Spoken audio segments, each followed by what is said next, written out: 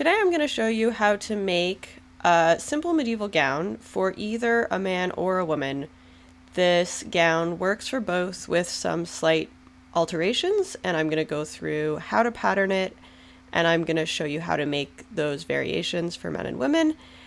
This is a great gown as a simple linen garment or as a wool garment. It's very all-purpose, and it's good for like 1360s up to 1390s, 1400s. To start, these are the measurements you need. If you are doing a women's garment, you'll need to go to the ankle, or you can go longer if you want, but I usually go to the ankle.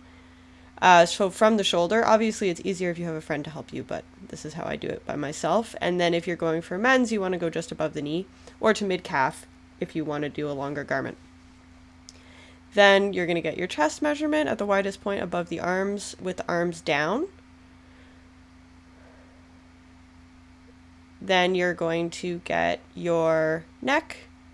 If you're making the men's garment, you'll need this neck measurement. If you're making the women's, you don't really, unless you want to modify the neck. Then your arm from the just above the shoulder to the wrist. Then you're going to want your bent elbow. I usually do this loosely, but if you want a more fitted look, you could do that. Make sure it's bent so you get the thickest measurement possible. I usually just do it at 16, but some people have bigger or smaller arms or want a looser or tighter sleeve. Then the wrist. And then I like to measure from the top of the shoulder to just where the armpit starts, and then all the way around the armpit with the arm down, again, because you want that to be at its thickest. And those are all your measurements. I'm going to show you those measurements as a list so that you can write it down if you want to. I'm going to show you how all of the pieces will look. Feel free to pause if you want to see it, and I will refer back to this later, but I wanted you to see it all laid out to begin with so you can get a sense of how the pattern is going to work as I show you how to cut it out. So to start, we're going to cut out the body pieces. So the measurements you're going to use are your chest measurement in half. So for 1/2 goes to the front, 1 to the back, plus about 2 inches each side or more if you want a looser garment. In order to get that measurement, you're going to do your full chest measurement in half and then 2 inches to the front and 2 inches to the back. The length is going to be your desired length, so either whatever your shoulder to ankle is or whatever your shoulder to knee or calf is, depending on the length of the garment that you want. You can see the sleeves are also in that picture, but we're going to talk about that more later. So to begin with the body, you're going to cut a piece of fabric to length, the desired length, and the width that you want. And I usually cut folded so that I can do my front and back at the same time. To begin, I'll cut the slope of the shoulders, which is usually about 1.5 inches down from the top of the fabric. So once I've folded my bodies in two together and marked that, I'm going to decide what kind of neckline I want. For men's, I usually go 3 inches on either side of the center point, so about 6 inches total. And for women's, I would usually go around 8 because it'll be a bigger neckline. Again, that would be 4 inches from the center on either side so that you have 8 inches total. Once I've cut down the slope, I'm actually doing this out of order here. I do recommend cutting down the slope first. So once I've cut down the slope, I'm just showing you that I'm 1.5 down from my center point. This is a woman's gown. And then I could mark that with chalk if I want. I just do it by eye. Now we have our shoulder slope. And then I'm going to make sure that my armhole length matches up with that armpit length that I measured on myself before. So it'll probably be about 8 to 10 inches, give or take. And then I'm cutting the shallow part of the back of the neckline. Remember, the back is going to have a shallower neck than the front. And my sleeve holes are going to be shallow in the back, but with a curve. I usually do this by eye, but it's about 2 inches in on the back. And then at the front, now I'm going to separate the two and just work on the front. I'm going to make a deeper armhole. I'm going to add probably 1.5 inches, and then a bigger lower neckline, so that my total neckline is about 24 inches and it'll go around most people's heads. At this point, you want to make sure that your total armhole length is bigger than your measured armpit length when your arm was down. So that like attachment point of your shoulder to your body, you want to make, so most people will be like 20 to 24, but you know, you may vary and you can decide if you want a looser or tighter armhole. The neck should be, for men, it should be a bit on the smaller side at like whatever your neck measurement was, and for women you want like a shorter back and a longer front with a total of around 24 inches. When you're doing the men's neck hole, make sure about 1/3 of the total width is in the back and the rest is in the front, so it dips down further in the front. Now I'm just going to show you the same thing on this men's gown that I showed at the beginning. I'm just showing you the front of the garment. I'm actually going to slice all the way down that front so that I can insert buttonholes there. So you can see it goes down deeper in the front so that the neck will match up with a human neck. And then I'm actually going to cut these two pieces in half so that I can get my buttons in more easily. You can see my shoulder slope is about 1 to 1.5. Now I've cut it in half, and you can see that's going to give me the freedom to put my buttons in and my button placket more easily than if I didn't do that. This is the back. You can see the armholes are a bit shallower. Again, this is going to vary from person to person, and if you have to experiment with it, that's fine. Another option is you may choose to put your gores all the way up to the top with some space at the top. So like the top of your side gores could have, say, 1 inch on either side. So you're adding 2 inches total to your armhole. You can also go straight to a point, but I usually like to add a little bit with my side gores because it gives more movement in the armhole. And so that's a decision you can make. I will show it with giving that space. So make sure you're aware of how big your armhole is getting. There's no harm with a looser armhole. It's just a slightly more relaxed look, so that's just based on what kind of fit you want to have. This is something you can kind of fiddle with later, and I do recommend making up a muslin mock-up if you haven't ever made this pattern before you go ahead and cut it in your fabric. I'm just going to show you an optional back gore now. If you want more fullness in the skirt, or you just happen to have a little bit of fabric left over, you could insert a gore at the back. You can also insert one at the front. That's totally up to you. You could have 4 total gores, front, back, and sides if you wanted, or you can do sides and back. If you happen to have the extra fabric and you want to do a back gore, you can either cut a slit so it's easier to insert and you are assembling it as 2 pieces, or you can insert straight from the fabric using the technique Tasha shows on her Coat Simple blog. That is a little bit harder, so it's up to you. I'm showing this optional back gore because I have a little extra fabric. I'm gonna place it to the mid back, like above the butt, like 4 inches above the butt, let's say. And then I'm gonna cut one of my triangular gores, which I've showed in a few other videos, out of my scrap fabric, and then I'm gonna insert it later. But that's optional. You can totally not do that and just put in your side gores if you want to. I'm just cutting that into my triangular gore using the rectangular method that I show in my shift, and here are the 2 pieces that I could sew together and insert if I wanted. These are quite slim. We didn't actually end up using them, but it does illustrate the principle. Okay, now I want to talk about sleeves.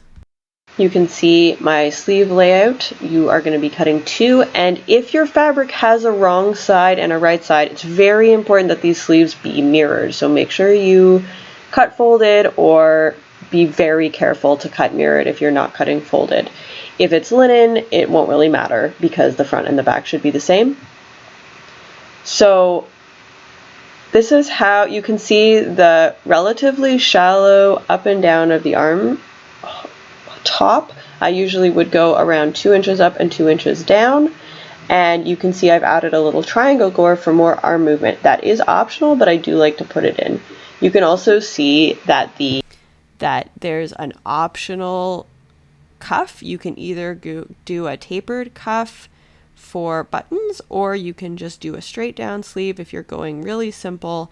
And if you are doing buttons, you are going to want a lining unless your linen is really heavy. And you can see I've shown that little cuff lining at the bottom, and you're going to cut 2, but that's after you've cut out your sleeve.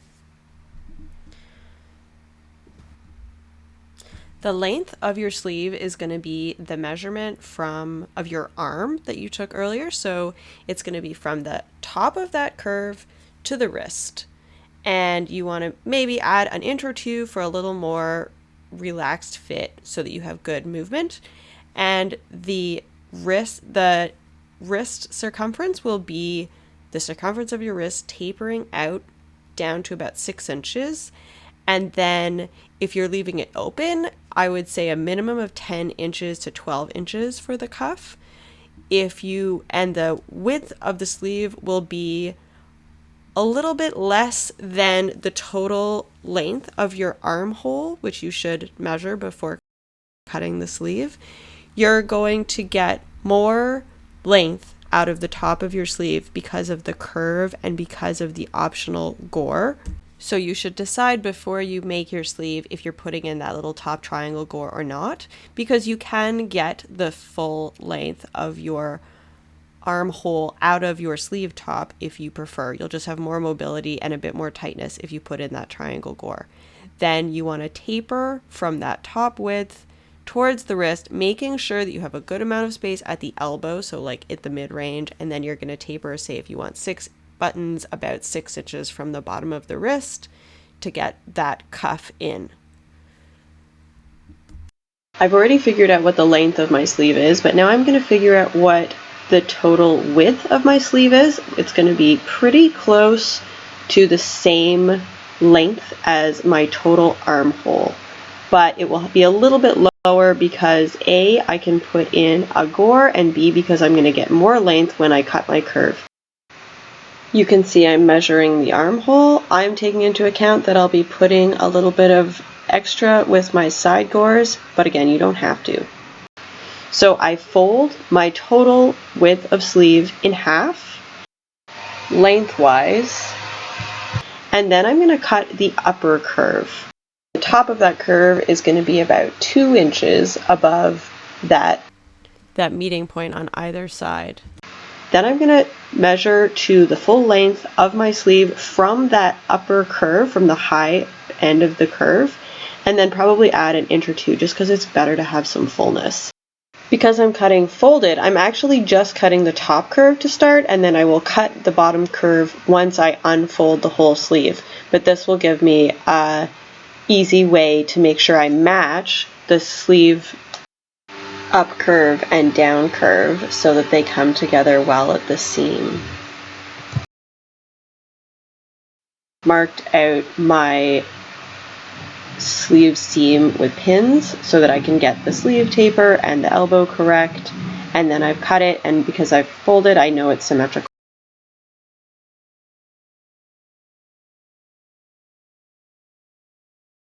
Now I'm going to cut that lower curve. Again, it's going to be about 2 inches down, and I'm going to see that the 2 edges will meet.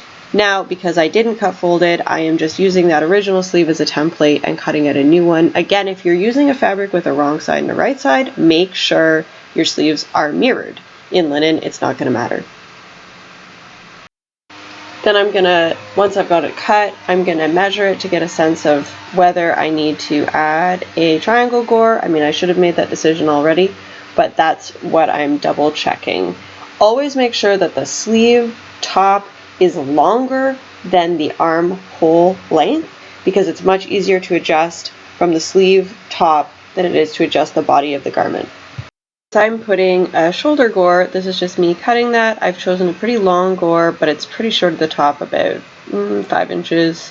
You can do that based on whatever your specs are. Now, because this is getting a cuff, I'm just cutting about 6 inches down to give myself a cuff. Now it's time to cut the side gores. I'm just going to be doing that like the lower left of this image. Now I can choose to add an inch at the top and bottom of the triangle so it doesn't go quite to a point if I want to add some fullness in my armhole, but I also don't have to do that and go straight to a point if my numbers aren't going to work well with an additional space in the armhole.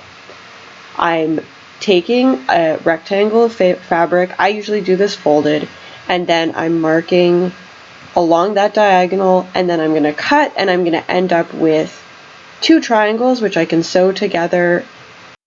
I sew them together bias to bias, which usually gives me the nice curve that I want, though you can sew straight to straight and then put your bias with the straight of your sides if you prefer. It's really up to you.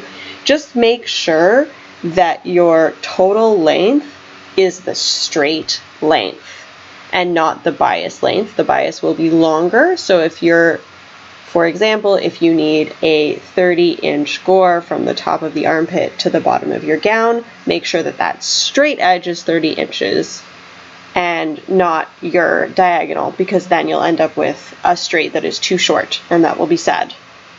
I have shown this at length in my shift video, but I'm just going to go over it again and you can see me do it in the fabric.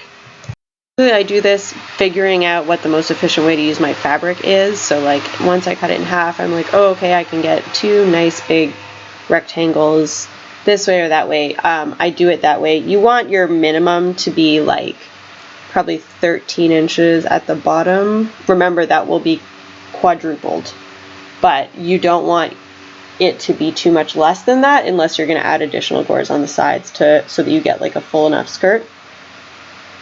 So I've marked out I'm adding that little inch at the top for a bigger armhole.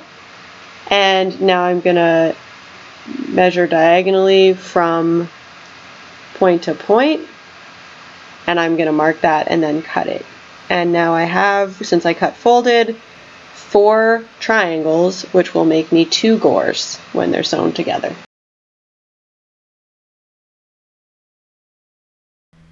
So now we have all of our pieces cut out. That was Iris for scale, and then this is what the men's gown looks like, and before that was the women's gown.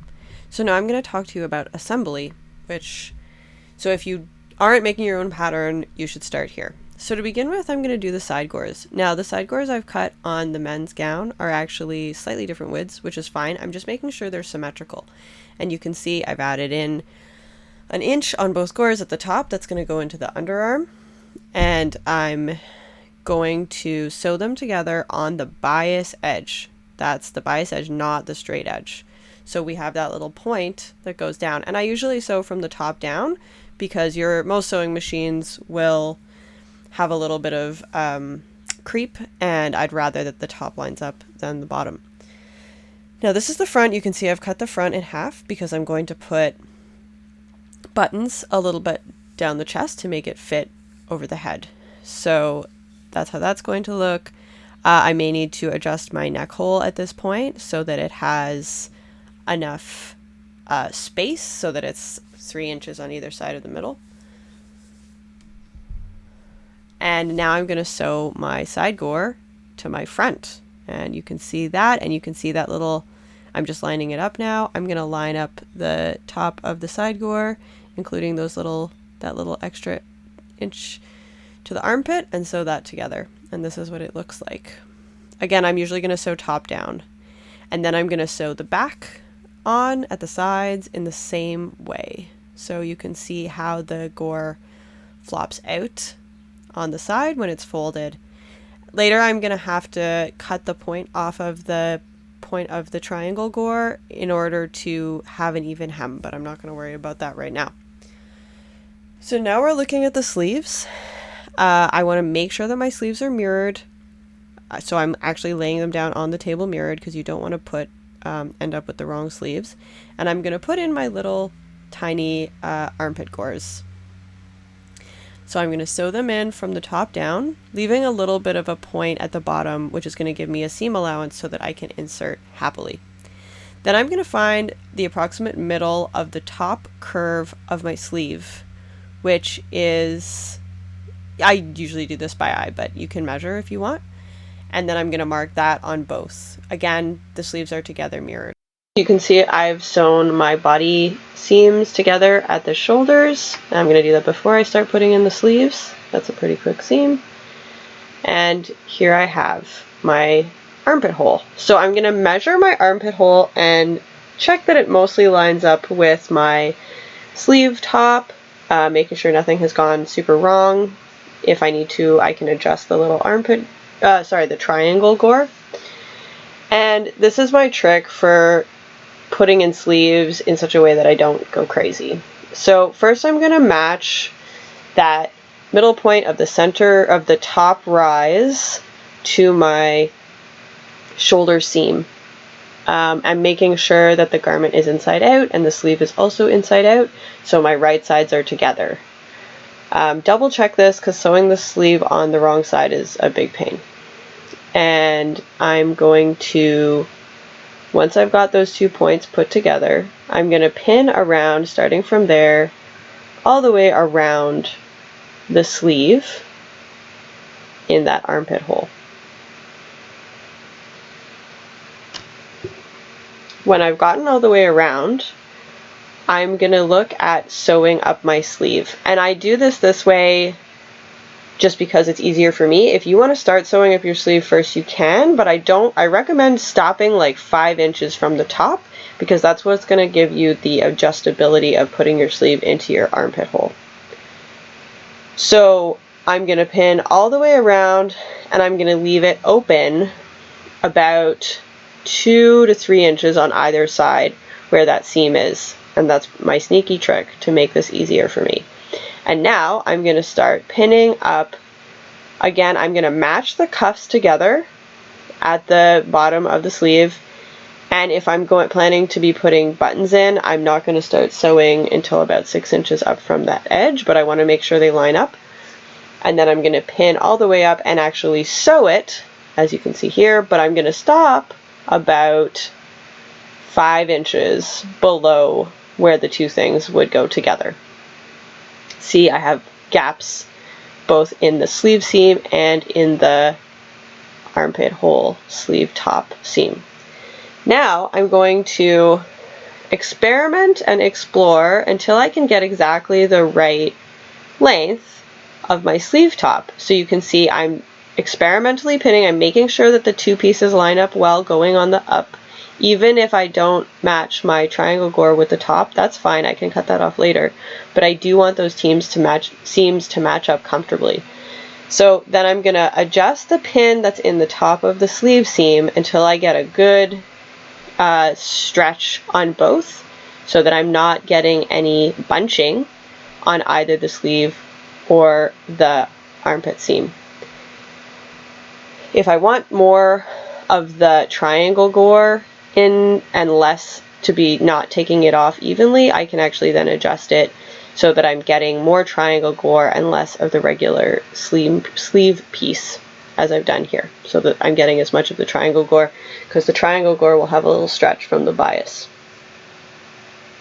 So once I've got that pinned, I would normally finish sewing that up, and then I would sew all the way around my sleeve seam. So first I would finish the sleeve seam, and then I would finish the armpit seam. Sorry. Right, so now I've got one sleeve fully on, and I've got my triangle gore lined up with approximately the center back of the garment, though that, that's going to be approximate. What's important is that you line the top of the sleeve curve middle with the shoulder seam, and that's what it looks like now. So now I'm going to talk about finishing the cuff edge, and I will be putting buttons in there. Now this is a very heavy linen, so I'm just going to add lining to the strip that the buttonholes are going to go into. So you see I've cut a little strip that's about 1.5 inches, and I've sewed it onto one side, making sure you know, I always think of the top of the sleeve as the side that needs the buttonholes in it, so that it like goes down with a smooth line. So I sew those together, fold it over to the inside, and then you can see I'm just pinning it, folding it over, and then I will hand sew it. I will whip stitch it because that gives, I feel, a better look. You can machine it if you want.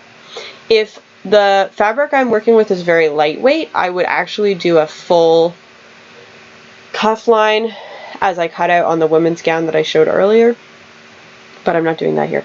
So I'm going to cut back that little piece of lining so that it's about 1/2 inch from the edge of the sleeve edge, so that when I fold that sleeve edge over to hem it, it actually can roll right over that little piece of that placket of lining.